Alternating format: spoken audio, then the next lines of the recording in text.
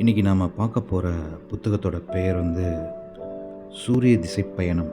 ஜெயமோகன் அவர்கள் எழுதிய புத்தகம். இந்த புக்கு வந்து ஒரு வடகிழக்கு பயண அனுபவம் நூல்னு கட்டுரைகள் எடுத்துக்கலாம். எப்படின்னா இந்த புக்கோட ஸ்பெஷல் என்னென்னா, இவர் 2015 ஒரு 16 நாள் அவரோட நண்பர்களோடு சேர்ந்து இந்த பயணத்தை மேற்கொண்டிருக்கிறாங்க. இதை அன்னன்னைக்கு ஒரு நாள் அந்த பயணம் முடிஞ்சோடனே அன்னன்னைக்கு வந்து அவர் அதை பற்றி எழுதியிருப்பார். இதை தான் அதோட ஸ்பெஷல்னு சொல்லலாம். அதுலேயே மென்ஷனும் பண்ணியிருப்பார். எப்படின்னா, அன்றாட அந்தந்த மனப்பதிவை எழுதும்போது அது வந்து ஒரு தர்க்கபூர்வமாக நம்மளோட நிலையை தாண்டி ஒன்று இருக்குது, அங்கே கிடைக்கிது அப்படிங்கிறது. அதை வந்து அவர் ரிட்டனோட எக்ஸ்பீரியன்ஸ் வச்சு எழுதியிருப்பார். அது உண்மை தான். ஏன்னா இப்போ நானே ஒரு புத்தகம் படித்து முடித்த உடனே அந்த ஒரு அலையோட நம்ம வந்து பேசும்போது அது ஒரு தனி ஸ்பீச்சாக இருக்குது. இதுவே படித்து முடிச்சுட்டு ஒரு வாரம் கழித்து திரும்ப அந்த நோட்ஸ் எல்லாம் பார்த்துட்டு சொல்லும்போது அதோட ஒரு தகவலாக மாறுது. ஸோ ஒரு அனுபவமும் தகவலும் வேறு வேறையாக இருக்கு இல்லையா? அதை அன்றாட பதிவு செஞ்சு எழுதுனதில் இந்த புத்தகம் ஒரு ஸ்பெஷல்னு சொல்லலாம். அது இல்லாமல் இந்த புக்கில் வந்து எனக்கு ரொம்ப பிடிச்ச விஷயம் என்னென்னா, இவர் பயணம் செய்த இந்த மாநிலங்கள், நார்த் ஈஸ்ட் ஸ்டேட்ஸ், வடகிழக்கு மாநிலங்கள்.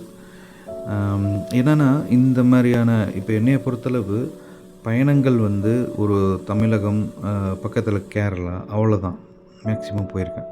ஸோ இதனால் இந்தியாவின் பல பகுதிகளுக்கு போகாத என்னை மாதிரி ஒரு ஆட்களுக்கு இந்த புத்தகம் ஒரு முக்கியமான புத்தகமாகவும் நல்ல அனுபவ புத்தகமாகவும் இருக்குங்கிறது உறுதி. எப்படி சொல்கிறேன்னா, இப்போ இவர் சொல்கிற இந்த அசாம், இந்த பூட்டான் அந்த பார்டரில் வந்து பங்களாதேஷ் பார்டரில் இருக்கிற இந்த பிரம்மபுத்திரா நதியை ஒட்டியே பயணம், மணிப்பூர், நாகாலாந்து, இந்த மாதிரியான பல அந்த வடகிழக்கு பகுதியை பற்றி நமக்கு வந்து ஏதாவது 1-2 படங்களில் பார்த்துருக்க வாய்ப்பு இருக்குது.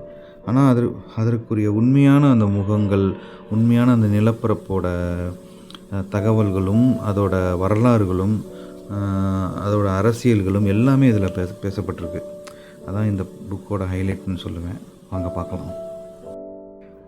இந்த பயணத்தில் எங்கேருந்து ஆரம்பிக்கிறாங்க, இந்த பயணத்தை எங்கேருந்து ஆரம்பிக்கிறாங்கங்கிறதுலேருந்து இந்த புத்தகம் ஸ்டார்ட் ஆகும். அதுதான் ஒரு ஆரம்பம். அவங்க அந்த பயணத்துக்கு ரெடி ஆகிற அந்த தருணங்கள் அதுவே கொஞ்சம் இன்ட்ரெஸ்டிங்காக இருக்கும். எனக்கு ரொம்ப பிடிக்கும். என்னென்னா, ஒரு பயணத்துக்கு முன்னாடி அதுக்குரிய ஒரு ப்ரிப்பரேஷன் எப்படி பண்ணணும் அப்படிங்கிறது எனக்கு ரொம்ப பிடிக்கும். எப்படின்னா, ஒரு எக்ஸாம்பிள், ஒரு சைக்கிள்லேயே ஒரு 200 கிலோமீட்டர் போக போகிறோம் அப்படின்னா, அதுக்கு நான் ஒரு 6 மாதத்துக்கு முன்னாடி இருந்தே அதுக்குரிய எங்கெங்கெல்லாம் ஸ்டே பண்ணலாம், என்னென்ன திங்ஸ் எடுத்துகிட்டு போகலாம், எப்படி போகலாம், அங்கே என்னென்ன பார்க்கலாம், போகிற வழியில் என்ன மாதிரியான இடங்கள் இருக்குது, அதை பற்றியான தகவல்களை எப்படி சேகரிக்கலாம், இந்த மாதிரியான ஒரு ப்ரிப்பரேஷனே ரொம்ப இன்ட்ரெஸ்டிங்காக இருக்கும். அந்த அட்டைன் பண்ணுற அந்த கோலை விட அந்த ப்ராசஸ் வந்து சூப்பர். அதுதான் மேட்ரு. அதில் அந்த வகையில் இவங்க வந்து ஒரு 2025 பிப்ரவரி 16ஆவது நாள் வந்து இந்த பயணத்தை ஸ்டார்ட் பண்ணுறாங்க. சென்னையிலேருந்து ஜெயமோகன் அவர் நண்பர்கள்லாம் சேர்ந்து சென்னை விமான நிலையத்திலேருந்து கொல்கட்டா போகிறாங்க. அதுக்கப்புறம் கொல்கட்டாவிலேருந்து ஹவுகாதி, அந்த அசாம் மாநிலத்துக்கு போகிறாங்க. ஸோ இதுதான் அந்த முதல் நாள் பயணமாக இருக்குது. முதல் நாள் பயணமே போயினோடனே, பயணம்ங்கிறப்ப வந்து வெறும் அந்த தகவல்கள் மட்டும் இல்லாமல் அந்த சின்ன சின்ன அவருக்கு நடக்கிற நாட்களில் நடக்கிற நிகழ்வுகளையும் அதில் எழுதியிருப்பாங்க. நல்லாயிருக்கும். எப்படின்னா, அவங்க எங்கே போய் ஸ்டே பண்ணுறாங்க, அந்த ஸ்டே பண்ணுற இடம் எப்படி இருக்கும், அதுக்கப்புறம் அவங்க போன நேரம், அந்த நேரத்தில் என்ன சாப்பாடு கிடைக்கிது, அந்த மாநிலம். இப்போ எக்ஸாம்பிள் ஹவுகாத்தி போனோடனே அவங்க வந்து அங்கே போகிறப்பயே வந்து இங்கேக்கும் கொல்கட்டா அந்த பக்கம் இருக்கிற அந்த ஹவுகாத்தி இந்த பக்கம் இருந்து நேரம் வித்தியாசமே இருக்குது, டைம் டிஃப்ரென்ஸே இருக்குங்கிறாரு. அது இல்லாமல் வேகமாக வந்து அங்கே டைம் வந்து இருட்டிடும். ஸோ கடைகளும் வந்து மேக்ஸிமம் ஒரு 7-8 மணிக்கெலாம் க்ளோஸ் பண்ணிவிடுவாங்கங்கிற மாதிரியான தகவல்கள்லாம் இருக்கும். ஸோ இது சொல்லும்போதே நமக்கு இமேஜினேஷனும் தோணும். அவங்க வந்து நடந்து வேறு கடைகளுக்கு போகிறது, அங்கே என்ன சாப்பிட்றாங்க, அதுக்கப்புறம் திரும்ப பக்கத்தில் ஏதாவது ஒரு கடைகளுக்கு போய் வாழைப்பழம் சாப்பிட்ற பழக்கம் டெய்லி இரவு சாப்பிட்றதுனால அங்கே ஒரு வகையான வாழைப்பழங்களை எப்படி எடுக்கிறாங்க, அது திண்டுக்கல் மலைப்பழம் மாதிரி இருக்குது அப்படிங்கிறாரு. இதெல்லாம் ஒரு முக்கியமான ஒரு இதாகவும் தோணும். ஏன்னா இப்போ எக்ஸாம்பிள் இப்போ நான் நாகர்கோவில் போயிருந்தேன். அங்கே வந்து மட்டின்னு ஒரு வாழைப்பழம் கிடச்சிது. ஸோ அந்த நிலப்பரப்புக்குன்னு ஒரு வகையான பழங்கள் பற்றியான இதெல்லாமே சொல்கிறதும் ஒரு இன்ட்ரெஸ்டிங்காக இருந்தது. ஏன்னா சின்ன சின்ன தகவல்களாக இருந்தாலும் அதை வந்து ஒரு கற்பனையாகவும் தகவல்களாகவும் அதை வந்து பார்க்குற விதம் ரொம்ப பிடிச்சிருந்தது. அதுக்கப்புறம் இவங்கள வந்து ஒரு கைலாஷ்ங்கிறவரை வந்து மீட் பண்ணுறாங்க. அவர் தான் வந்து அடுத்து அசாம் மாநிலத்தோட ஒரு நிகழ்வை வந்து எக்ஸ்பிளைன் பண்ணுறாரு.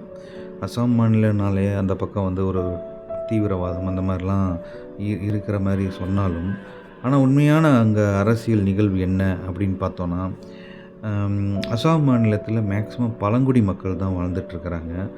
ஆனால் அங்கே வந்து ஒரு நிறைய வெளி ஊர் மக்களை வந்து வெளி மாநிலத்து மக்களையும் இந்த மாதிரி வந்து உள்ளே கொண்டு வந்து அதிகமாக உள்ளே கொண்டு வந்துடுறாங்க. தொழில் வளர்ச்சிக்காகவோ இல்லாட்டி மற்ற விஷயங்களுக்காக உள்ளே கொண்டு வரும்போது என்ன ஆகுதுன்னா, இவங்க பழங்குடி மக்கள் அசாம்லேயே இருக்கிற பழங்குடி மக்கள் வந்து ஒரு மைனாரிட்டியாக மாறி வெளியிருந்து வர்றவங்க வந்து மெஜாரிட்டியாக மாறிடுறாங்க. இதுதான் அங்கே இருக்கிற பிரச்சனையே அப்படிங்கிறாங்க. ஏன்னா அங்கே பூர்வீகமாக இருக்கிறவங்களுக்கு எந்த சலுகைகளும் இல்லாமல் எதுவும் இல்லாமல் இருக்குது. ரெண்டாவது, இந்த மாநிலத்துக்கு இந்த சென்ட்ரல் கவர்மெண்ட் பொதுவாகவே எந்த ஒரு அடிப்படையான வசதிகள், போக்குவரத்து கட்டமைப்புகள் எதுவுமே பண்ணுறதில்லைங்கிறதையும் இங்கே ஒரு ஃபேக்டாக இருக்குது.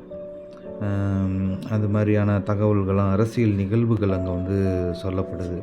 நம்ம பொதுவாக இந்த மாநிலங்களை பற்றியான நம்மளோட ஒரு கற்பனைகள், ஒரு பிம்பங்கள் இந்த ஊடகத்தின் மூலமாகவும் படங்கள் மூலமாகவும் கிடைக்கிறது எல்லாமே இங்கே வந்து உடஞ்சி கிளியர் ஆகும். அந்த மாதிரியான ஒரு கட்டுரையாக இருந்துச்சு முதல் கட்டுரை. இதில் இன்னொரு இன்ட்ரெஸ்டிங்கான விஷயம் என்னென்னா, இங்கே வந்து பங்களாதேஷோட பார்டரில் இருக்கிறனால பார்டருக்கு வந்து பெரிய ஒரு பாதுகாப்பு எதுவுமே கிடையாது. இங்கே ஒரு நாட்டுக்கும் இன்னொரு நாட்டுக்கும் நடுவில் ஆறு தான் இருக்குது. ஸோ ஈஸியாக அதை கடந்து அந்த பக்கம் இந்த பக்கம் போகிறதுக்குரிய வாய்ப்புகள் நிறையா இருக்குது. இன்னொரு ஹைலைட்டான என்னன்னா, சில சமயம் இந்த வெள்ளங்கள் இந்த மாதிரி வரும்போது சில கிராமங்களே வந்து அந்த ஆறு வந்து அந்த நிலத்தை வந்து பிரிச்சிருது. சில சமயம் ஆறோட போக்கு வந்து மாறி வெள்ளங்கள் போக்கு மாறி அந்த சில கிராமங்களே வந்து வேறு ஒரு நிலப்பகுதிக்கு மூவ் ஆன மாதிரியான நிலைமைகள்லாம் இருக்குது. அப்படி ஆகும்போது என்ன ஆகுதுன்னா, பங்களாதேஷில் இருக்கிற ஒரு கிராமம் வந்து இந்தியாவுக்குள்ளேயும் வந்துடுமா. வித்தியாசமாக இருந்தது கேட்கவே. ஸோ வேறு ஆப்ஷனே இல்லாமல் அவங்களுக்கும் இந்திய குடியுரிமைகள் எல்லாமே சலுகைகள் எல்லாமே கொடுக்கப்படுது. ஸோ பார்டரில் இந்த மாதிரியான சுச்சுவேஷனும் இருக்குது. இதுக்கப்புறம் இவங்க வந்து கவுஹாத்தியிலேருந்து கிளம்பி மனாஸ்க்கு போகிறாங்க. மனாஸில் வந்து என்ன இருக்குன்னா, மனாஸ் நேஷ்னல் பார்க் இருக்குது. இது வந்து அசாம்லேயே இருக்கிற ஒரு பெரிய பார்க்கு. இங்கே பார்க்குக்கு போகிறதுக்கு முன்னாடி ஒரு போகிற வழியில் காமாக்கியா கோவில் ஒரு பார்க்குறாங்க. அது வந்து ஒரு தேவி சக்தியின் வடிவம், ஒரு தாய்மையின் வடிவத்தில் இருக்குது. ஸோ அந்த கோவிலை பற்றியான தகவல்கள் எல்லாமே சொல்லப்படுது. அது இல்லாமல் இந்த கோவில் வந்து 1498 சுல்தான் சுலைமானால் இந்த கோவில் வந்து அழிக்கப்படுது. கிட்டத்தட்ட இதே நேம் வந்து இன்னொரு கட்டுரைகள்லேயும் வரும். கிட்டத்தட்ட அதே வருடத்தில் இன்னொரு கோவிலையும் அழிக்கப்பட்டிருக்கும் சுல்தான் சுலைமானால். இதுக்கப்புறம் வந்த 16th செஞ்சுரியில் வந்து பார்த்திங்கன்னா அகோம் வம்ச மன்னர்கள் வந்து திரும்ப இதை புனரமைக்கிறாங்க. ஸோ இந்த மாதிரியான தகவல்கள்லாம் இருக்கும். இது இல்லாமல் இந்த மனாஸோட நேஷ்னல் பார்க் போகிறாங்களே, அது வந்து சூப்பராக எக்ஸ்பிளைன் பண்ணியிருப்பாங்க. ஒரு பிரம்மபுத்திரா ஆறு பக்கத்தில் கடந்து கிட்டத்தட்ட அது பார்டரில் போகணும். அவங்க இருக்கிற கவுஹாத்திலேருந்து மனாஸ்க்கு கிட்டத்தட்ட ஒரு 132 கிலோமீட்டர் போகிறாங்க. இந்த மனாஸ்க்கு ஒரு பெயர் காரணங்கள்லாம் சொல்கிறாங்க. அதாவது மனாஸுங்கிறது வந்து ஒன்றும் இல்லை, பிரம்மபுத்திராவோட ஒரு கிளை ஆறு தான். ஆறோட பேர் தான் மனாஸ். இது வந்து இந்த மனாஸ் வந்து எப்படின்னா பாம்பு தேவியான மானசா தேவியோட பேரை தான் அந்த மனாஸ்ன்னு சொல்லிட்டு இந்த ஆறுக்கும் பேர் வச்சுருக்குறாங்க. இந்த மனாஸோட நேஷ்னல் பார்க்கை வந்து யுனெஸ்கோ உலக கலாச்சார சின்னமாக வச்சுருக்கிறாங்க. அது ஒரு முக்கியமான ஒரு தகவலாக இருந்தது. அதுக்கப்புறம் இந்த பார்க்குக்கு போனதுக்கப்புறம் அங்கே வந்து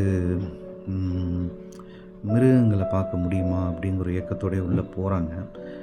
வழக்கம் போல் ஒரு ஜிப்ஸி, ஓப்பன் காரு, ஜீப்பில் இந்த மாதிரி ஏற்றிட்டு கூப்பிட்டு போகிறாங்க. இதை பார்த்தோன்னே ஜென்ரலாக என்ன தோணுன்னா, இது மாதிரி கூப்பிட்டு போகிறவங்க நிறையா பேர் மிருகங்களை வந்து பார்க்க மாட்டாங்க. ஏன்னா ரொம்ப கம்மியான அளவு தான் மிருகங்கள் தென்படும். அது கேரளாவில் அது மாதிரி தான் நடக்கும். ஏன்னா அங்கே வந்து அடர்ந்த காடுகளாகவும் நில அமைப்புகள் கம்மியாகவும் இருக்கிறனால அது பார்க்குறதுக்குரிய கம்மி. ஆனால் இங்கே வந்து அது வந்து அந்த மாதிரி இல்லாமல் நிறையா மிருகங்களை பார்க்குறாங்க. எப்படின்னா, மிருகங்கள் பற்றி பேசிகிட்டு இருக்கும்போதே பேக்ரவுண்டில் ஒரு மாடு வர கத்திகிட்ருக்கு. ஓகே, எப்படின்னா இது வந்து ஒரு பெரிய ஒரு நிலப்பரப்பு, கொஞ்சம் அடர்ந்த காடாக இல்லாமல் ஒரு ஓப்பன் ஏரியாவாக இருக்கிறனால எப்படினாலும் நிறையா மிருகங்களை பார்க்குறதுக்குரிய சுச்சுவேஷனாக தான் இது அமைஞ்சிருக்கு. அதான் இதோட ஹைலைட்டு. இது இல்லாமல் அங்கே பார்க்க போகும்போது ஒரு யானை வந்து ஒரு ஒத்த யானை துரத்துகிற அந்த சம்பவங்களும் இதில் இருக்குது. அந்த சம்பவங்கள் நல்லா இருந்துச்சு அதோட ரீடிங்கு. இதுக்கப்புறம் மனாஸ் நேஷ்னல் பார்க்லேருந்து தெஸ்பூர் போகிறாங்க. அங்கே வந்து காசிரங்காவுக்கு போகிறாங்க. இந்த பயணத்து கட்டுரையில் எனக்கு ரொம்ப பிடிச்ச சில ஹைலைட்டான மூமெண்ட் என்னென்னா, இவங்க பயணத்தை மேற்கொள்ளும்போது மேக்ஸிமம் ரொம்ப ஏர்லி மார்னிங்கே கிளம்பிடுறாங்க. ஏன்னா அப்போ தான் அவங்க போட்டிருக்கிற ஷெடியூலில் சில இடங்களை பார்க்க முடியும். அதில் வந்து அந்த லைனை நான் படித்து காமிக்கிறேன். அதிகாலையில் தான் நிலக்காட்சியின் அழகு முழுமையாக வெளிப்படும். அதிகாலையில் தான் நாம் காணும் மானுட வாழ்க்கையை நுணுக்கமாக கவனிக்கிறோம், ரசிக்கிறோம். அதிகாலையே ஒருபோதும் தவறவிடக்கூடாது. உண்மைதாங்க. ஆக்சுவலாக நீங்கள் ஏர்லி மார்னிங் வந்து கிளம்பி போகிறப்ப அந்த ஊரை நம்ம அழகாக முழுமையாக பார்க்கலாம். மற்ற டைம் வந்து மக்களோட ஆக்கிரமிப்பில் அந்த ஊர் வந்து கட்டுப்பட்டுருக்கிற மாதிரி இருக்கும். அந்த அதிகாலையில் தான் அந்த ஊர் வந்து ஒரு விடுதலை அடைஞ்சு அந்த ஊராக இருக்கும். அந்த ஊரை வந்து இந்த இடம் இப்படி தான் இருக்குமா ஆக்சுவலாக அப்படிங்கிற மாதிரியான ஒரு அழகு வந்து அந்த அதிகாலையில் தான் தெரியும். அதுக்கப்புறம் அந்த தெஸ்பூர் போனதுக்கப்புறம் அங்கே வந்து புராதமாக அந்த பழமையான அந்த கோவில்கள்லாம், ஆலயங்கள்லாம் பார்க்குறாங்க. அதுக்கப்புறம் திரும்ப வந்து ரொம்ப தூரம் ஒரு பயணம், நீண்ட கார் பயணம். இந்த நீண்ட கார் பயணத்தை போகும்போது, பயணங்கள் மேற்கொள்ளும்போது அவர் வந்து ஒரு இடத்துல சூப்பராக சொல்கிறாரு. இத்தகைய நீண்ட கார் பயணங்கள் உண்மையில் பயணத்தின் மிக முக்கியமான அம்சம். மேல்மனம் எதையும் கவனிக்காமல் மெல்லிய சலிப்புடன் அல்லது அயர்வுடன் இருக்கும். ஆனால் உள்ளுக்குள் பிம்பங்கள் வந்து நிறைந்தபடியே செல்லும். ஒரு நீண்ட ஆவணப்படம் என பக்கவாட்டில் ஓடிச் செல்லும் காட்சிகளை சொல்ல முடியும். இதை நம்ம அன்கான்சியஸாக இதை வந்து ஃபீல் பண்ணுறதுக்குரிய வாய்ப்பு இருக்குது. ஏன்னா ரொம்ப தூரம் ட்ராவல் போகும்போது இந்த சலிப்பு இருக்கும், அது மேல்மனத்தோட சலிப்பு இருக்கும். ஆனால் உள்மனதில் நிறைய காட்சிகள் ஒரு ஆவணப்படம் மாதிரி போய்கிட்டே இருக்குங்கிறத வந்து சூப்பராக எக்ஸ்பிளைன் பண்ணியிருந்தார். அது இல்லாமல் இந்த மாதிரியான பயணங்களில் வந்து ஆங்காங்கே ரோட்டு ஓரத்தில் இருக்கிற டீ கடை, ஹோட்டல், மோட்டல் இதிலெல்லாம் வந்து சாப்பிட்றது வந்து அந்த அனுபவம் தனி. ஏன்னா ஒரு பயணத்தில் இறங்கி அந்த அலுப்பை போக்கிக்கிறதுக்கு ஒரு சின்ன ரிலாக்ஸேஷனாக அந்த இடத்துல இருக்கிறது வந்து அழகு. அதை வந்து இவர் சொல்லியிருப்பார். நிறையா இந்த மாதிரி எந்தெந்த ஊர்களுக்கெல்லாம் போய் என்னென்ன கடையிலலாம் சாப்பிட்டோங்கிறதெல்லாம் நாங்கள் ரீவைண்ட் பண்ணி பார்ப்போம் அப்படிங்கிறதையும் சொல்லியிருப்பார். அதில் ஒரு லைனும் சொல்லியிருப்பார். அதாவது எங்களுடைய இன்பங்களுடன் சம்பந்தமே இல்லாத ஒரு ஊரில் டீ கடையில் அமர்ந்திருக்கும் அந்த விதியை அப்போது பிரமிப்புடன் தான் எண்ணிக்கொள்ள முடியும். ஆமாம், இப்போ ஒரு பயணத்துக்கு போகிறோம். அதுவும் ஏதோ ஒரு சம்மந்தமே இல்லாத இன்னொரு ஸ்டேட்டு, அதில் சம்மந்தமே இல்லாத பிளான்லே இல்லாத ஒரு டீ கடையில் நம்ம உட்காந்து டீ சாப்பிட்டுட்டு இருக்கும்போது, அது ஒரு விதியின் ஒரு அமைப்பு தானே அப்படிங்கிற மாதிரி தோண தான் செய்யும். சம்மந்தமே இல்லாமல் இங்கே உட்காந்து சாப்பிட்டுட்ருக்கோம் அப்படிங்கிறது, அது ஒரு வகையான அது ஒரு உணர்வு. இந்த பயணத்தில் தான் இவங்க வந்து இந்த பாமுனி ஆலய இடிபாடுகளை பார்க்குறாங்க. இந்த பாமுனி பாமுனிங்கிறது வந்து பானாசுரனால் கொண்டு வந்திருக்காங்க. 8ஆம் நூற்றாண்டை விஷ்ணு கோவில் சேர்ந்த விஷ்ணு கோவிலில் ஒன்று இந்த பாமினி கோவில். இது இல்லாமல் இதே தான் அந்த இதுக்கு முன்னாடி நம்ம பார்த்தோம்ல, அதே மாதிரி சுல்தான் சுலைமானே வந்து இதுலேயும் இடிக்கிறாங்க, இந்த கோவிலையும் இடிக்கிறாங்க. இதுக்கப்புறம் மானஸ் இந்த நேஷ்னல் பார்க் மாதிரி இந்த காசிரங்காவில் வந்து காசிரங்கா நேஷ்னல் ஃபாரஸ்ட்டுக்கு வந்து போகிறாங்க. அங்கே வந்து ஸ்பெஷல் வந்து என்னென்னா காண்டாமிருகம். காண்டாமிருகத்தை பார்க்குறது வந்து ஒரு ஸ்பெஷல். அங்கே அதிகம், அதுவும் முக்கியமாக ஒற்றைக்கொம்பு காண்டாமிருகங்கள்ங்கிறது இங்கே ஃபேமஸ். இதில் ஒரு ஹிஸ்ட்ரி ஒன்று தகவல் கிடைக்கிது. என்னென்னா 1904 வந்து இந்த பிரிட்டிஷ் வைஸ்ராய் கர்சான் அவர் வந்து அந்த ஆட்சியில் அந்த பகுதியை பார்த்துட்ருக்கிறாரு. அப்போ அந்த பகுதியில் இந்த பிரிட்டிஷ் வைஸ்ராய் கர்சானோட மனைவி மேரி கர்சான் வந்து மிருகங்களை பார்க்குறதுக்காண்டி போகிறாங்க. போகும்போது ஒரு காண்டாமிருகங்களும் பார்க்க முடியல. என்னென்ன ஒரு ஏமாற்றத்தோடு வராங்க. என்னென்னு விசாரித்து பார்க்கும்போது அங்கே இருக்கிற குறுநில மன்னர்கள்லாம் வந்து போய் வேட்டையாடி இந்த காண்டாமிருகங்கள்லாம் கொண்டுட்டு வராங்க. இதை பார்த்தோன்னே இது ரொம்ப கொடுமையான ஒரு விஷயம், இப்படி இருக்கக்கூடாது அப்படின்னு சொல்லிட்டு அந்த ஏரியா ஃபுல்லாக வந்து ஒரு ரெஸ்ட்ரிக்டட் ஏரியாவை மாற்றி இது வந்து ஒரு இந்த மாதிரி ஒரு ஃபாரஸ்ட்டு பாதுகாக்கப்பட்ட வனப்பகுதியாக மாற்றி அந்த காண்டாமிருகங்கள்லாம் பாதுகாக்கிறாங்க. எனக்கு வந்து இப்போ இந்த மேரி கர்சனோட இந்த செயல் அவங்க இன்னும் ஹிஸ்ட்ரியில் இருக்கிறாங்க. இதை பார்க்கும்போது எனக்கு என்ன தோணுதுன்னா, ஒரு சில மனிதர்கள் வந்து ஒரு நாடு, ஒரு மக்கள், தனது இனம் அப்படிங்கிற ஒரு எல்லையை கடந்து செயல்படுற அந்த ஒரு ஒரு ஒரு முக்கியமான ஒரு இறை குணம் வந்து அன்பு குணங்கிறது வந்து ஒரு பெரிய விஷயம்.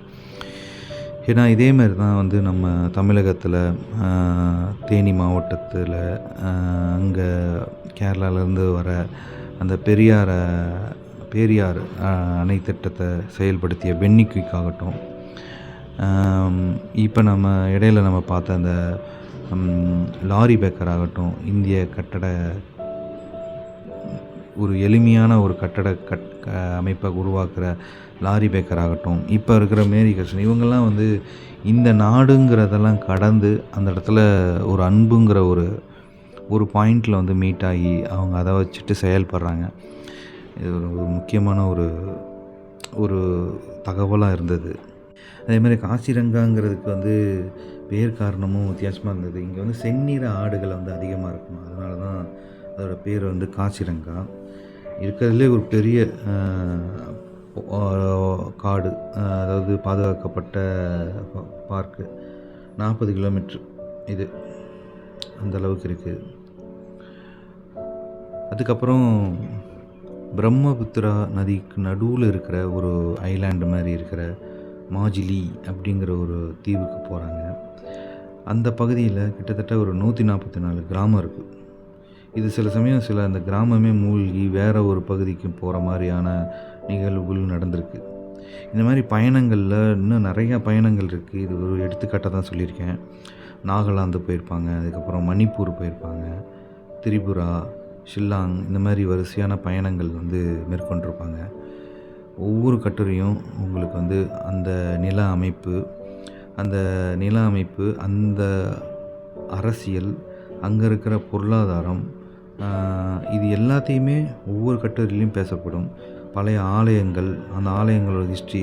எனக்கு என்ன ஒரு ஆச்சரியமாக தோணுதுன்னா, எனக்கும் இந்த மாதிரி பயணங்கள் மேற்கொள்ளணும்னு ஆசை. ஆனால் இந்த ஒரு பயணத்தின் போது இவ்வளோ தகவல்களை வந்து முன்கூட்டியே இது வந்து தெரிஞ்சிட்டு போவாங்களா எப்படிங்கிறது வந்து எனக்கு ஒரு யோசனையாகவே இருக்கும். ஏன்னா இப்போ இடையில நான் ஒரு பதிவு போட்டிருந்தேன்ல, நாகர்கோவில் மாவட்டத்தில் இருக்கிற ஆலயங்கள்லாம் போகும்போது இதே ஜெயமோகன் அவர்கள் சொல்லிய சுசீந்திரத்தை அந்த கோவிலோட ஆதிகேசவன் கோவில் வரலாறை வந்து ஆக்கா பெருமாள் வந்து எழுதியிருப்பார். அதை தேடி கிடைக்கல. அதனால் இன்னொரு புத்தகங்கள் படித்து நான் போனேன்.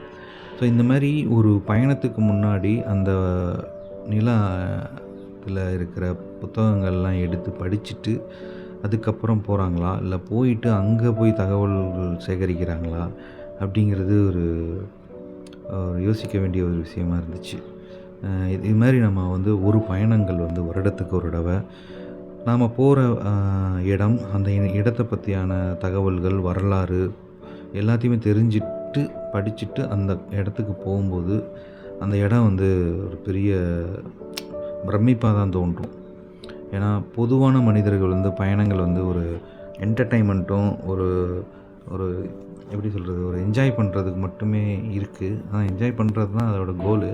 பட் வந்து அதை வந்து பின்னாடி வந்து அதோடய வரலாறுகளையும் தெரிஞ்சுட்டு போகும்போது ஒரு சாதாரண கற்சிலைகள் எப்போ பார்க்க போகிறோன்னா போர் அடிக்குதுன்னு நினைக்காம அந்த கற்சிலைக்கு பின்னாடி இருக்க வரலாறு, அதோட சுவாரஸ்யமான தகவல்கள், அதோட மதிப்பு என்னன்னு புரிஞ்சுட்டு போனோன்னா எல்லாமே பிரமிப்பாக தான் தோணும். அந்த வகையில் சூரிய திசை பயணம் நான் பார்க்காத ஒரு பகுதிக்கு அழைத்து சென்ற அழகான பயணம், பல தகவல்களோட இருந்தது. படித்து முடிக்கும்போது இந்த பயணத்தின் செய்த அந்த ஜெயமோகன் நண்பர்களில் ஒருவராக நாம் இருப்போம். ஏன்னா அவங்க கூட பயணப்பட்டிருப்போம். அவங்க தங்கும் விடுதிகள், சாப்பிட்ற சாப்பாடு எல்லாமே இதில் வந்து பதிவு செஞ்சுருப்பாங்க. ஒரு இன்ட்ரெஸ்டிங்கான புத்தகம். கண்டிப்பாக வாங்கி படிங்க. வணக்கம்.